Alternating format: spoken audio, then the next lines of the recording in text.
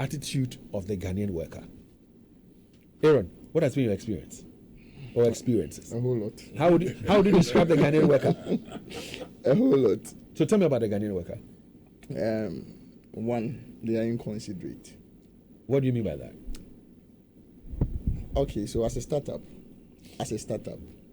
you realize that. How long have you been in business? Forgive me. How long have I been an entrepreneur? Yes. Okay, basically that's like 13 years. 13. So you're not a startup, are you? No. So when you say as a startup, starting a business, exactly. 13 years. The time and then the business. Yes. So I've actually worked with my mother, and I have mentors I work for. I even still work for them. Okay. So it started back then, like way back in like 2010. Yes. So running your own business is actually a startup. So you get to a point. So where, I want to know when you started running your own business, not doing collaboration with your mom and all, your own personal stuff. Okay, my own personal stuff. I started running a business in 2017. So 27. So like roughly 7-8 years. Yeah. Anambwa. Yeah. So on your beginners, but all the way. Tell me about the Ghanaian worker and being inconsiderate. Okay, so the Ghanaian worker, being inconsiderate, that is one. Normally, when you start a business, you can't probably just wake up to hire an HR. You realize that normally as a boss, you actually do most of the things directly to you, around you. And these workers feel that as a startup, they are working for you and not for the boss. Sorry, they are working for you and not for the company. So they probably don't share the same vision as you, the boss, the path that you're actually on. You face so many challenges. But if you say they don't follow or they don't have the idea, the ideology of the business, when you employ them, do you engage with them? Do you give them orientation, tell them about what your vision is, where you want to be, at the stages? Yes, you do. And so they don't buy into it? They don't buy into it. It is only when systems are in place, and the systems involves different people. The fact that they realize that as a startup, my colleague over here is doing the accounts himself, making payments himself, picking customer calls himself. He feels that he's dealing directly with you. Okay. So everything goes straight into your pocket. Okay. But forgetting that you need to build the business to a point whereby you can actually employ these people on board to make sure the business is on it. So being inconsiderate, does it affect what they do for the business in terms of how hard they work, how committed they are to the work? Yes, because the worker feels that if he doesn't come to work today, you are dead. That is one. Because the business is still a startup and hasn't gotten to a point whereby you can actually employ a lot of people. And when you're a startup too, forgetting that you need to build trust with your workers. So if you are not careful, you may not really focus on the business and rather spend so much time on the workers. And I think Ghanaians, some of the staff, when you build so much time with them, they feel like you are indebted in them, and without them, you can't do anything. That's Odiomoka. Yes, so I have not had a good experience with staff. I really don't want to share some online, but I have had so many, But would you say that you're hardworking? Some. Would you say that indeed it is true that they have... The one who wants to work.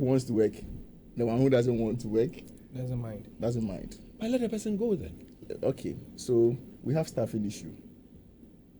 And the truth of the matter is that it runs everywhere. At times I said with other business people, I'm sure you also have staffing issue. Yeah, at times you are even afraid. Not necessarily afraid, but the point is that you have so much orders to actually meet, and you need to actually manage this stuff to, let's say, at the end of the month. Is it true again that a Ghanaian worker has this get-rich-quick mentality? Yeah. So although the business is not for him or her, he or she is looking for avenues in the business to steal money, get money and all that. Yeah, it happens everywhere. Even in service provision, it happens everywhere. I mean, everywhere. Even if they don't get access to cash, or they'll get access to materials. They want to steal materials and go sell? Yeah. No, you see, even if they don't sell, they'll find their ways in doing stuff.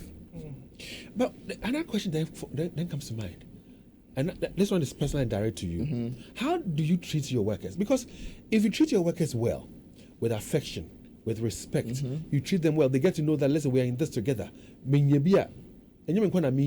But also many BAD. Because listen, for example, the kind of work you do, servicing, you need to buy a lot of materials to do the service work itself.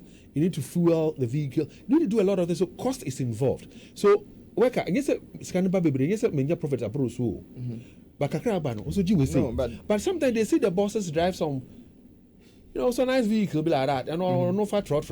And but some of entrepreneurs too also, I mean, they already come from good homes. The fact that your boss may probably be driving a good car does not mean that your the business that we are running actually generated an income for. If you can now boss no car no penny bisu na yejuma na penny no car surplus no so no, it's an assumption, but the real thing is normally when workers actually see that, okay, boss, there's a sale of 100,000, they think that 100,000 is actually what the company is making. Maybe probably you'll be making probably, let's say 15%, GRA is making 21, this blah blah blah blah. I mean, so they have their own mentality, mindset, and all that. I remember last 3 weeks or something, we had a challenge on one of our sites, and there is a worker who actually works with us and actually went behind the doors and actually took a contract. He used the company's name.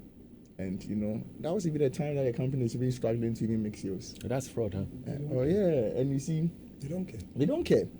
And the client actually, the worker charged the client 12,000 Ghana cedis, where even the company was not even going to charge that, and use the company's name. Have you dealt with that company before? Have I dealt with? Yes. That client before, sorry. No, so how we got in touch with the client is even funny. I'm currently far away from customer service. So one day I was just sitting by the customer service and the client actually called. So I said, okay, fine, it's too nice. Let me just pick up the phone and talk to the client. So the client actually spoke to us on the phone for like 18 minutes, and I'm like, hey, then customer service, they say, yeah, brepa, because how can a client actually talk to you for 18 solid minutes?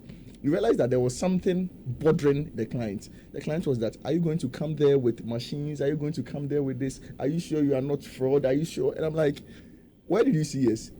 The client mentioned she saw us on social media, go, blah, blah, blah, blah. So, and I'm like, so what you saw is exactly what you are getting. Not knowing that.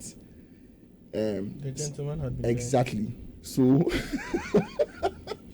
So, she's actually wondering if she's actually on the right path. So normally when you close from work and they know that you are probably not working, they go for night shift. Oh, your workers? You see, it runs everywhere. This is a strategy in my field. But I'm sure my colleague will also have a different strategy in his field. They will do it. Yeah, they will do it. Where would they get a machinery? If it's yours, the cleaning service. Where are they going to get all the the tools you need to do the cleaning? Where? So the point is that probably you work, let's say, from morning to you close around like 6-7. So around 6-7, it's assumed that everybody's asleep. Yes, so that's when they will do the night shift. So now it's either you're open to the public 24/7, and you know that we are working 24/7. 24-hour economy. Yeah. To avoid all these things, but you can't probably cut all these corners. They will still find it. But would you say from where you sit that you treat your workers well? Very. Very. I'm sure they would also say that. Maybe they would say you don't. Anybody who knows me would actually testify to that. Michael, what's your experience